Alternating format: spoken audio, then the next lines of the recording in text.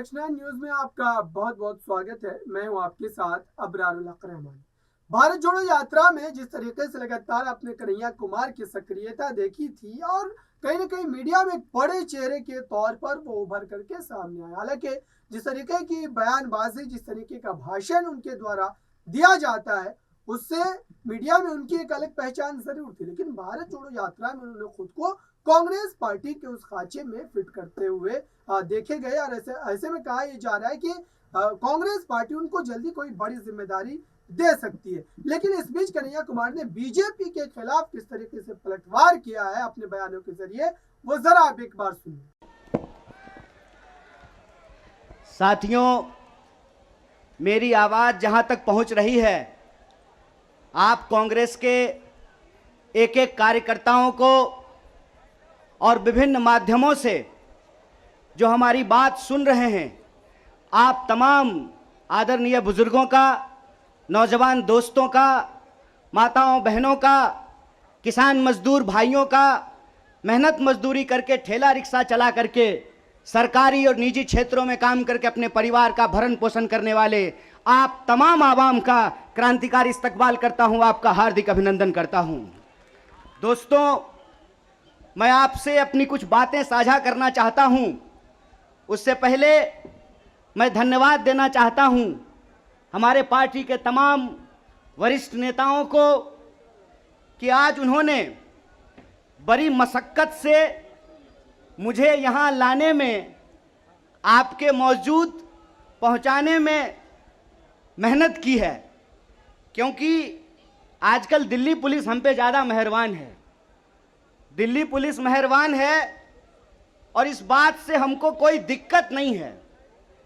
Actually इस बात से हम लोग खुश हैं कि पुलिस अगर विपक्ष को डंडा ना मारे, पुलिस अगर विपक्ष के कुर्ते ना फाड़े, पुलिस अगर विपक्ष को डिटेन ना करे, हिरासत में ना डाले, पुलिस अगर विपक्ष को जेल में डाले, ईडी अगर विपक्ष के नेताओं को परेशान ना करे, सीबीआई आपके घर पे रेड ना मारे, इनकम टैक्स का छापा ना मारे, तो समझिए आप देश के लिए लड़ नहीं रहे हैं। और हम दिल्ली पुलिस को धन्यवाद देना चाहते हैं कि हम देश की जनता के लिए लड़ रहे हैं और आपकी एक एक परेशानी को झेलने के लिए तैयार हैं।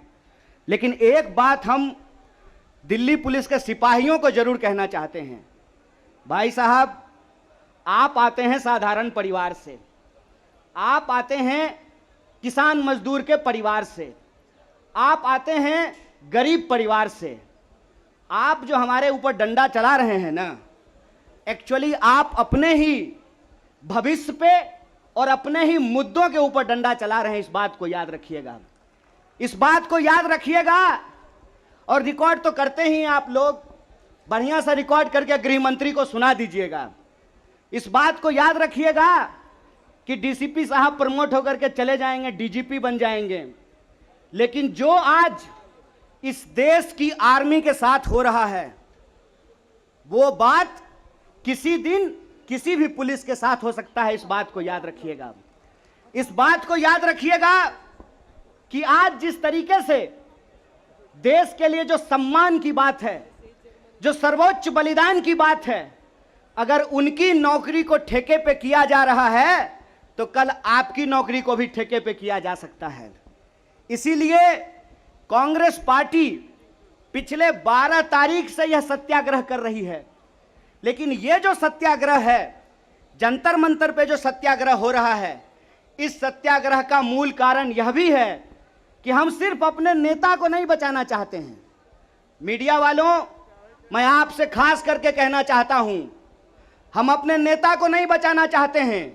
एक कहावत है, सच को आंच नहीं होता है। हमको अपने नेता की चिंता नहीं है। हमारा नेता कुछ गलत नहीं किया और सरकार उसका कुछ गलत नहीं कर सकती। इस बात को याद रखिएगा। हमको अपने नेता की चिंता नहीं होती है।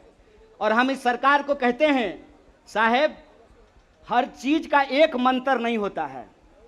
बीजेपी चाहती है कि हर नेता पे एक ही जंतर का इस्तेमाल कर ले। तो मैं भाजपाइयों को कहना चाहता हूं, रे भाजपा वालों, ये राहुल गांधी हैं, इंदिरा गांधी के परिवार से आते हैं, राजीव गांधी के बेटा हैं, आतंकवादी से नहीं डरे, तुम तो वैसे भी माफी मांगने वाले लोग हो भाई। तुमसे क्या डरेंगे यार, ईडी उडी से डर नहीं लगता है। ईडी से हम अपने नेता को नहीं बचाना चाहते हैं, हम बस इस देश की जनता को बताना चाहते हैं कि ईडी इनके घर पे आया क्यों है। ईडी इनके घर पे इसलिए आया है कि मोदी जी को कोई साधु बता दिया है कि विपक्ष के सारे नेताओं पे एक ही कैप्सूल इस्तेमाल कीजिए। एक कैप्सूल सबके ऊपर बराबर लागू नहीं होता है, सब धन 22 पसेरी नहीं होता है। इनको लगता है कि एक बार ईडी भेज देंगे तो कांग्रेस पार्टी डर जाएगी, कांग्रेस के कार्यकर्ता डर जाएंगे और चुप होकर के बैठ जाएंगे कि देखो देखो इसके नेता के ऊपर ईडी आ गया है तो कार्यकर्ता को कौन पूछता है। कांग्रेस पार्टी के अंदर इस बात का जज्बा है कि अगर हम देश को अंग्रेजों से आजाद करा सकते हैं तो इस देश को हम अंग्रेजों के चापलूसों से भी मुक्त कराएंगे। इस बात को याद रखिएगा, इस बात को याद रखिएगा कि आपने देश के साथ जो खिलवाड़ किया है उस खिलवाड़ के खिलाफ हैं हम। उस खिलवाड़ के खिलाफ क्यों हैं हम कि आपने इस देश को सपना दिखा करके, आपने इस देश के लोगों को उम्मीद जगा करके उनके साथ धोखा किया है। ये हम नहीं बोले थे, श्री 108 श्री माननीय प्रधानमंत्री जी बोले थे कि हर साल 2 करोड़ नौकरी दी जाएगी। क्या मीडिया वाले, मोदी जी बोले थे ना कि हम बोले थे? अरे बोलिए ना महाराज, आपको भी बोलना पड़ेगा, याद रखिएगा इस बात को। सबकी बारी आएगी, इस बात को याद रखिएगा। अरे हमारे लिए क्या है, जब तक जेल में चना रहेगा, आना जाना लगा रहेगा, हमको कोई दिक्कत नहीं है, लेकिन बारी सबकी आएगी, इस बात को याद रखिएगा। कहे थे ना मोदी जी कि हर साल 2 करोड़ रोजगार देंगे, बोले थे कि नहीं बोले थे? अरे बोलिए ना, आप कांग्रेस के कार्यकर्ता हैं, भाजपा के थोड़े हैं कि डर जाएंगे, बोलिए। बोले थे ना, बोले थे ना कि महंगाई कम होगी, बोले थे ना खाते में 15 लाख रुपया आएगा, बोले थे ना अच्छा दिन आएगा। आया क्या? मोदी जी के स्टाइल में पूछूं क्या, आया क्या? अब नया जुमला आया है, अब नया जुमला आया है कि हम अग्निपथ लेकर के आए हैं।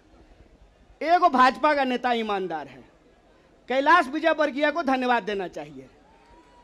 कम से कम उसने इस देश के नौजवानों की शंका दूर कर दी।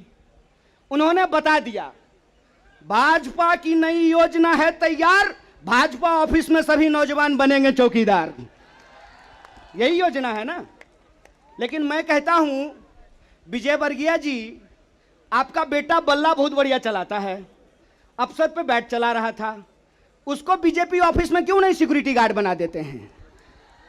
मंत्री का बेटा बनेगा सेक्रेटरी, मंत्री का बेटा बनेगा बीसीसीआई का सेक्रेटरी, और किसान मजदूर का बेटा बनेगा भाजपा ऑफिस में सिक्योरिटी गार्ड।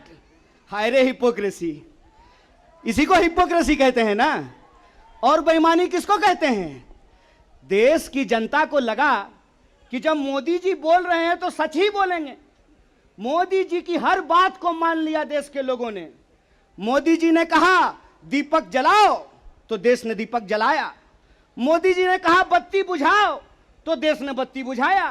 तो आपने देखा कन्हैया कुमार के तमाम बातों में ये नजर आता है कि 2024 को मद्देनजर रखते हुए यहाँ पर तमाम तरीके से सियासी हमले किए जा रहे हैं और कांग्रेस पार्टी की वापसी को लेकर तमाम जतन भी देखने को मिल रहे हैं। तो जनता का क्या साथ कांग्रेस को मिलेगा या बीजेपी की वापसी होगी, ये नतीजे बतलाएंगे। हालांकि अभी समय, लेकिन लगातार तैयारियां जो है वो शुरू हो चुकी है। इस खास रिपोर्ट में बस इतना ही। देखते रहिए ताज़ा तरीन खबरों के लिए नेक्स्ट 9 न्यूज को।